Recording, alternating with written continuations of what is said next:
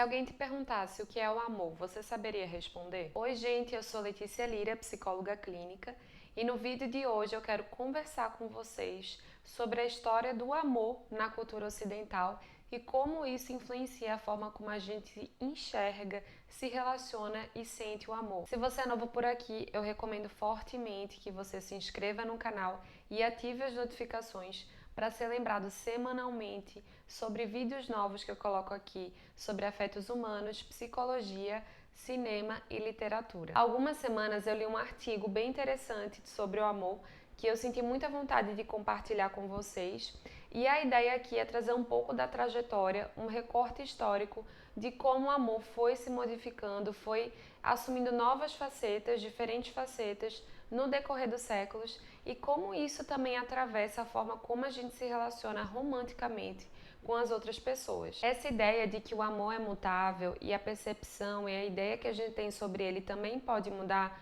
pode parecer esquisita, mas a verdade é que o amor assumiu diferentes formas no decorrer do tempo, e eu vou mostrar isso para vocês. Se a gente olhar para a Grécia Antiga, por exemplo, a gente vai ter uma ideia de amor que busca completar, preencher uma falta, uma carência. Então a gente vai ter Platão nos falando que o amor é algo complexo, que precisa buscar uma falta, uma parte desse vazio, desse preenchimento que a gente precisa. Em sua obra O Banquete, Platão nos conta a história de Zeus, que é uma divindade da mitologia grega, em que nessa história Zeus, a partir do desregramento dos homens, de tudo aquilo que eles estavam fazendo, ele decidiu separá-los em duas partes e essas partes teriam um anseio de encontrar a sua metade perfeita para se sentirem completos. Só que essa divisão foi tão bem feita, se formando semicírculos nessa divisão de um círculo,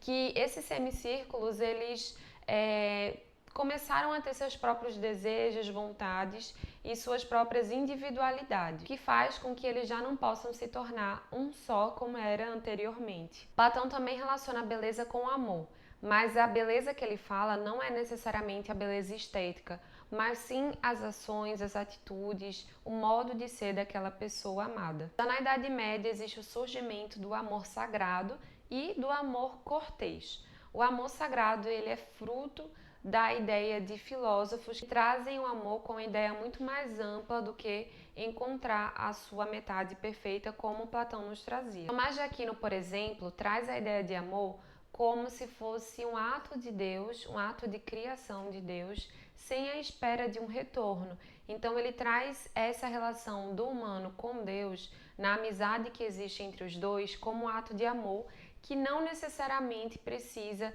ser preenchido por um amor romântico. Já o amor cortês é bem diferente. Ele é recheado de drama, de tragédias, e ele passa uma ideia de um descontrole, de algo que é imprevisível e incontrolável. Esse tipo de amor termina sendo disseminado a partir de trovadores, que eram os artistas medievais da época, e eles contavam essas histórias no intuito de seduzir as mulheres e de romantizar um pouco as histórias, e isso terminava também gerando uma certa fantasia, idealização sobre o que era o amor por parte das mulheres que estavam ali apaixonadas. Nos séculos 19 e 20, as filósofas Simone de Beauvoir e Judith Butler denunciam esse amor cortês. A Simone criticava que a filosofia do amor só tinha sido escrita até então por homens e que o amor cortês ele servia justamente para encantar as mulheres, para gerar esse tipo de enfeitiçamento, se a gente pode dizer assim. Isso terminava nutrindo a idealização de um padrão feminino que embocava no único destino, que era ter um amor, amar, se apaixonar. Já a Judith Butler diz que o amor é construído no cotidiano, na relação, no contato e aquilo que se encontra em comum ou que tem de divergências, então é uma contínua construção.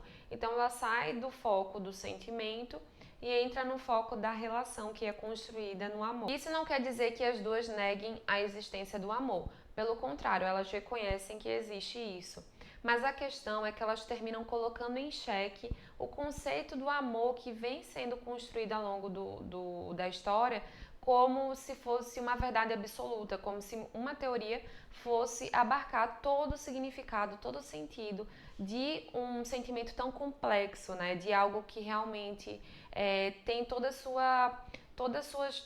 tem várias facetas, é algo bem complexo de se explicar. Na verdade, a gente pode até conceitualizar o amor, mas realmente, de fato, conseguir verbalizar, colocar em palavras, é realmente muito difícil.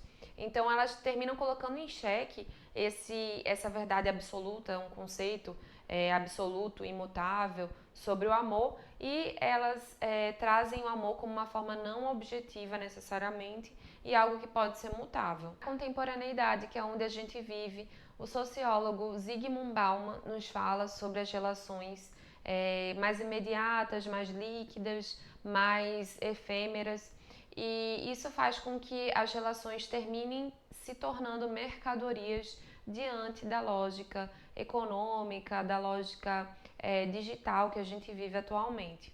E aí Bauman relaciona o amor com um produto que a gente pode comprar, usar, depois que usar, descartar ou trocar, quando não satisfaz mais. Ele vai chamar as relações de bolso as relações que são curtas, prazerosas, que terminam se alinhando com uma dinâmica de controle, que são alinhadas com a dinâmica de vida da correria, de não conseguir parar. Por outro lado, segundo Bauman, são relações também mais frágeis, que são carentes de cuidado e são justamente as relações que ele chama de relações líquidas, que é um conceito bem famoso dele. Mas mesmo depois de traçar essa linha do tempo do amor, um pequeno recorte da nossa história ocidental, o que faz a gente buscar o amor? O que nos motiva a esse desejo? Várias teorias tentam explicar isso. A busca por amor pode ser motivado pela crença de que a gente só vai se sentir preenchido se a gente encontrar um parceiro amoroso, por querer casar e ter uma família, por ser a única maneira de se sentir completo, por exemplo,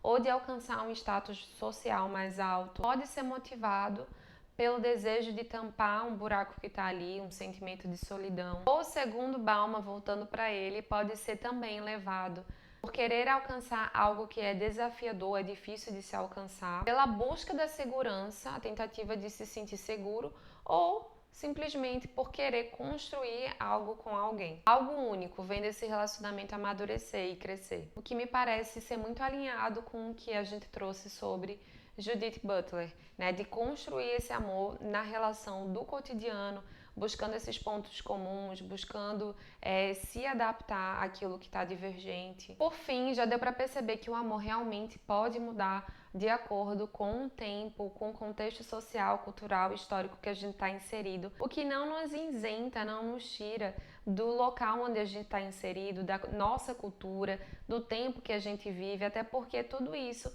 está aqui desde que a gente chegou no mundo. E isso faz parte também da nossa constituição de vida, os nossos hábitos, os valores que a gente foi adquirindo no decorrer do tempo. Então não tem como a gente simplesmente tratar o amor como algo racional e objetivo que foi se modificando no decorrer do tempo. Mas é sempre bom a gente ter um conhecimento sobre algo que parece ser imutável, que nunca vai mudar, né? Como a beleza, por exemplo. Se vocês quiserem que eu traga um vídeo sobre a beleza, comenta aqui embaixo. Mas é sempre bom a gente ter noção, ter uma visão crítica sobre como as coisas podem mudar, né? Como as coisas não são, às vezes, preto no preto, branco no branco, e podem ser muito mais complexas do que a gente imagina, assim como a vida. Por isso, o amor é muito subjetivo, é muito único, imensurável para cada um. Não é algo quantificável, que a gente consegue necessariamente descrever com facilidade, e acredito que cada um vai ter uma visão do que significa, qual é o sentido do amor para essa pessoa. Por isso que na clínica a gente trabalha de uma forma muito personalizada, entendendo o que significa cada conceito para cada pessoa, o que ela construiu ao longo da vida dela ali e quais experiências também atravessaram o modo como ela enxerga o amor. Eu trouxe aqui uma visão do amor na história ocidental, mas a partir de uma visão filosófica, histórica, mas também se vocês quiserem saber a visão do amor a partir de algumas perspectivas psicológicas, comenta aqui, porque senão o vídeo ia ficar muito grande, eu não coloquei para vocês.